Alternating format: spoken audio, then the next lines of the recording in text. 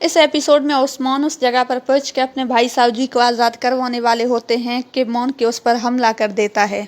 ओस्मान उसे पकड़कर बांध देता है। सावजी ओस्मान से कहते हैं कि तुमने मेरे और बाबा की हुक्म नहीं मानी, लेकिन मैं खुश हूँ कि तुमने ऐसा किया है। अगर तुम यहाँ पर वक्त पे ना पहुँचते तो मैं इससे भी ज्यादा मुश्किलात का शिकार होता।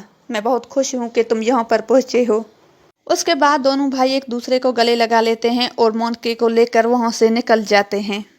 दूसरी तरफ आप काई कबीले में देखेंगे कि गेहातू अपनी लश्कर के साथ काई कबीले पहुंच जाता है। वहां पर पहुंचकर कहता है कि कहाँ है वो मगरूर तुर्क ओस्मान, जिसने मेरे बेटे को अगवा करने की कोशिश की। अगर वो मेरे सामने नहीं आया तो मैं तुम सब लोगों को मार दूंगा। गेहातू की बातें सुनकर बमसी बे कहते हैं कि आज मरने के लिए बहुत अच्छा दिन है, लेकिन क्या पता मौत किसके मुंतजर हो।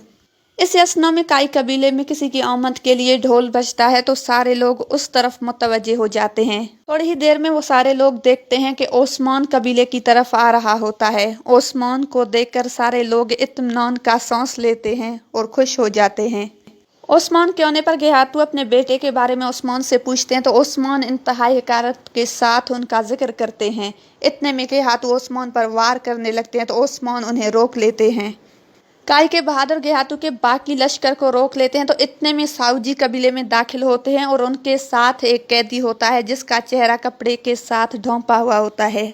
ओस्मान उस कैदी को पकड़कर घोड़े से उतारता है और उसके चेहरे से कपड़ा हटा देता है तो गेहातू अपने बेटे को देखकर हैरान रह जाता है। गेहातू अपने बेटे के साथ ऐसा रवैया देकर गुस्सा करने लगते हैं। उसके बाद उसकी लश्कर आगे आती है तो काई के जवान उन्हें आगे बढ़कर रोक लेते हैं। सिर्फ मर्द नहीं, काई की औरतें भी अपनी तलवारें लेकर उनके सामने खड़ी हो जाती हैं।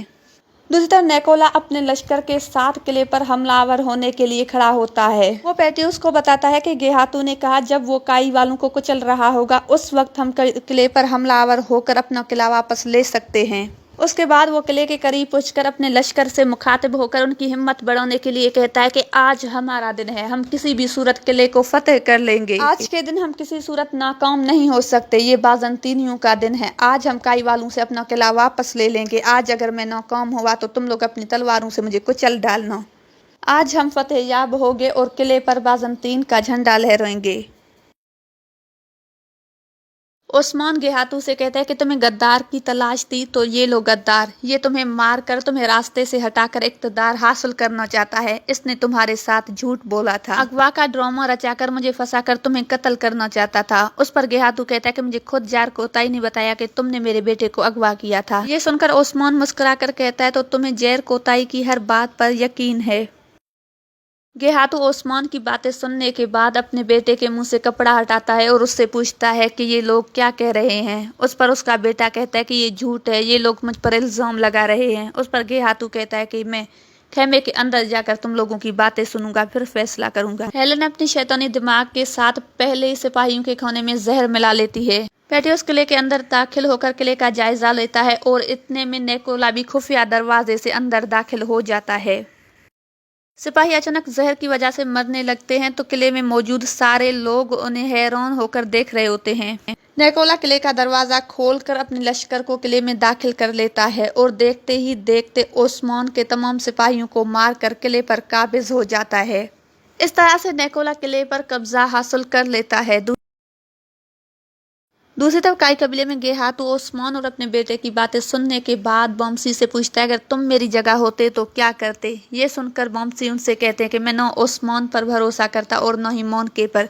इन दोनों में से जो सबूत के साथ अपनी बात को साबित करता मैं उस पर भरोसा करता। ये सुनकर गेहातू मुस्कुरा कर कहता है कि इतने टाइम तक सुनता आया हूँ कि काई वाले इंसाफ पसंद हैं, आज खुद भी देख लिया। ये सुनकर ओस्मान कहता है कि इसे साबित करने के लिए मेरे पास सबूत है, जैर कोताई। मैंने उसे पकड़ लिया है और उसने सारी बातें तस्लीम कर लिए हैं। मेरे सिपाही उसे अभी यहाँ पर लेकर आते ही होंगे। ये सुनकर मोंके हैरान हो जाता है। वो गेहातू के पाँव में गिर कर कहता है मुझे माफ कर दे, मुझसे गलती हो गई। गेहातू अपनी खंजर निकाल कर उसका गला काट देता है। इस तरह से वो जमीन पर गिर पड़ता है और यावलक हसन का नाम लेने की कोशिश करता है लेकिन वो नाम नहीं ले पाता। उसके बाद गेहातू ओस्मान और साउजी के कंधों पर हाथ रखकर कहता है कि अपने बाबा को मेरा सलाम देना। उसके बाद वो अपने लश्कर के साथ वहां से रवाना हो जाता है। इस तरह से काई के लोग सुकून में आ जाते हैं। उसके बाद ओस्मान, गुंदूज और साउजी एक दूसरे को गले लगा लेते हैं। ये देखकर बमसी कहते हैं कि अगर तुम लोग इसी तरह एक दूसरे के साथ रहे तो दुनिया की कोई ताकत तुम लोगों को शिकस्त नहीं दे सकती।